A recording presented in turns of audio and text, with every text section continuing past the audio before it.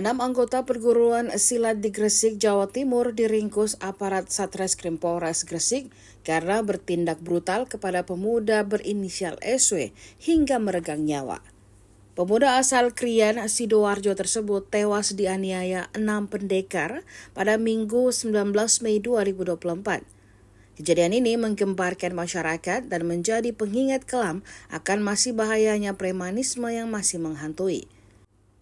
Para pelaku tega menganiaya korbannya tanpa ampun hanya karena perbedaan perguruan silat.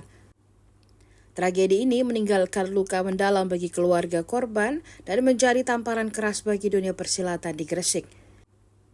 Diharapkan penangkapan para pelaku ini dapat memberikan rasa keadilan bagi keluarga korban dan menjadi pembelajaran bagi semua pihak agar tidak terjadi aksi kekerasan serupa di masa depan.